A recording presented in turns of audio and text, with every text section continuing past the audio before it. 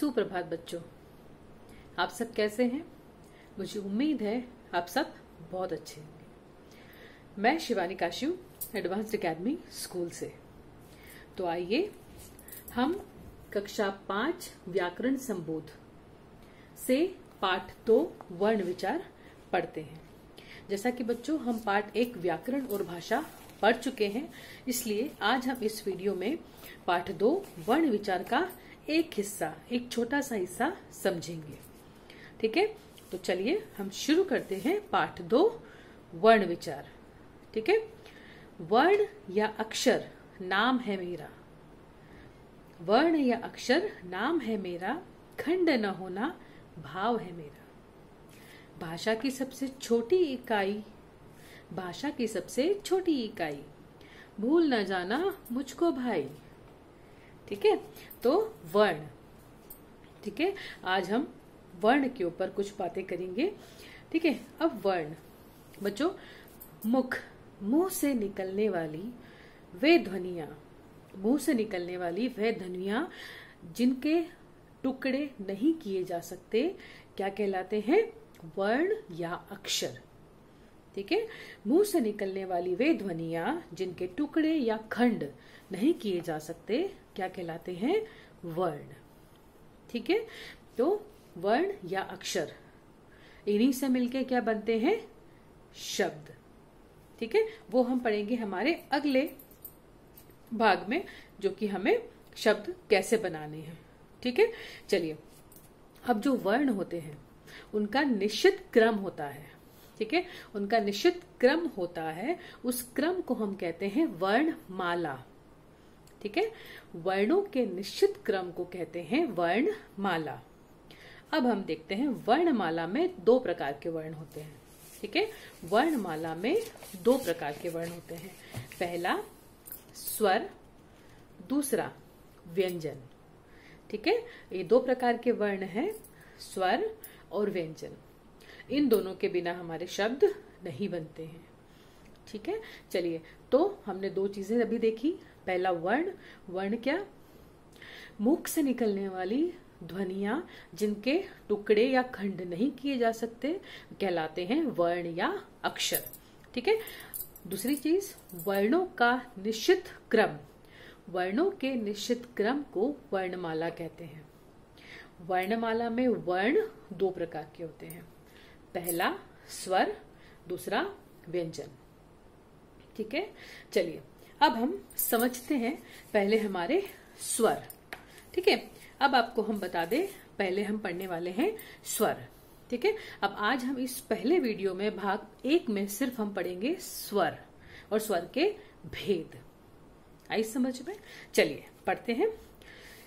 हाँ, तो बच्चों, स्वर ये हम पिछली कई कक्षाओं में पढ़ चुके हैं, लेकिन हमें आप इसका थोड़ा सा और आगे का हिस्सा समझना है कि स्वर के और क्या भेद हो सकते हैं, क्या बात हो सकती है जो हमें नहीं पता है अभी तक। ठीक है, चलिए, स्वर वे वर्ण होते हैं, स्वर वे वर्ण होते हैं जो बिना किसी अन्य वर्ण की सहायता से स्वतंत्र रूप से बोले जाते हैं। ठीक है, स्वर वे होते हैं जो बिना किसी अन्य वर्ण की सहायता से स्वतंत्र रूप से बोले जाते हैं। क्या कहलाते हैं? स्वर। क्या कहलाते हैं? स्वर। और हमें पता होना चाहिए कि हमारी हिंदी भाषा में कुल कितने स्वर है? 11। कुल कितने स्वर हैं? 11। ठीक है, अब देखते हैं कि ये जो स्वर हैं ये 2 तरीके से लिखे जाते हैं। ठीक है, अब हम देखते हैं स्वर। ये देखिए, ये स्वर है हमारे, है ना? इन्हें हम 2 तरह से लिख सकते हैं। स्वर का मूल रूप, ठीक है, ये अपने मूल रूप में कैसे लिखे जाते हैं? अ, इ, ओ, ए। ठीक है, लेकिन जब हम इन स्वरों को मात्रा के रूप में लिखते हैं तो कैसे लिखते हैं? च, धन, आ। क्या हो जाएगा? चा। क, धन, ई, की। ठीक है, तो स्वरों को लिखने के 2 रूप होते हैं, इन्हें 2 तरह से लिखा जाता है। पहला अपने मूल रूप में और दूसरा उसकी मात्रा के साथ। ठीक है, चलिए, अब वैसे तो हम स्वर जानते हैं, लेकिन फिर भी हम एक बार स्वरों को दोहराते हैं। ठीक है, ये रहे हमारे स्वर। अ आ ई उ ऊ, री, ए ऐ ओ औ। कितने हो गए? 11। कितने हो गए? 11। ठीक है। अब हमने कक्षा 4 में ये नहीं पढ़ा था जो हम आप पढ़ने जा रहे हैं, स्वर के भेद। ठीक है। स्वर के 3 भेद होते हैं। ठीक है। स्वर के 3 भेद होते हैं। पहला ह्रस्व स्वर, दूसरा दीर्घ स्वर, तीसरा प्लुत स्वर। ठीक है। चलिए अब हम समझते हैं पहला ह्रस्व स्वर। ह्रस्व पहला होता है ह्रस्व स्वर। ये कौन कौन से होते हैं? अ ई ओ ए। ये कितने होते हैं? 4। कितने होते हैं? 4। ठीक है। अब ह्रस्व स्वर क्या होते हैं? ह्रस्व स्वर वे होते हैं जिन्हें बोलने में बहुत कम समय लगता है। ठीक है। जिन्हें बोलने में बहुत कम समय लगता है वे कहलाते हैं ह्रस्व स्वर। ठीक है। ये कितने होते हैं? 4। कितने होते हैं? 4। ठीक है। चलिए अब हम आते हैं दीर्घ स्वर के ऊपर। ये हैं आपके दीर्घ स्वर। आ ई उ ऐ ओ औ। ठीक है। दीर्घ स्वर, ये दीर्घ स्वर वे होते हैं जिन्हें ह्रस्व स्वर से बोलने में 2 गुना समय लगता है, ज्यादा समय लगता है, कहलाते हैं दीर्घ स्वर। ये कितने होते हैं? 7। ये कितने होते हैं? आपको पता है ना, ये होते हैं 7। ठीक है। 7। ह्रस्व स्वर कितने हुए?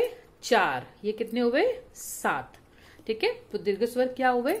जिन्हें बोलने में ह्रस्व स्वर से 2 गुना समय लगता है। ठीक है।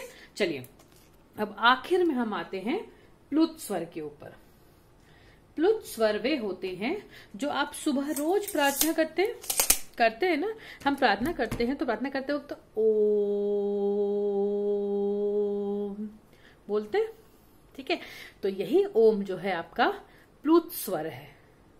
ठीक है। यही ओम आपका प्लुत स्वर कहलाता है। क्यों? क्योंकि इस स्वर को बोलने में ह्रस्व स्वर और दीर्घ स्वर इन दोनों से 3 गुना समय ज्यादा लगता है, इसलिए कहलाते हैं प्लुत स्वर। ये लंबे खींचे जाते हैं। ठीक है। ओम।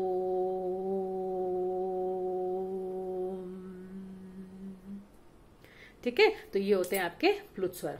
तो स्वर के 3 भेद, ह्रस्व, दीर्घ, प्लुत। ठीक है। चलिए अब हम इस वीडियो को यही विराम देते हैं। अब हम अगले वीडियो में इस पाठ के अगले अंशों को समझेंगे। ठीक है। तब तक के लिए धन्यवाद। आपका दिन शुभ हो।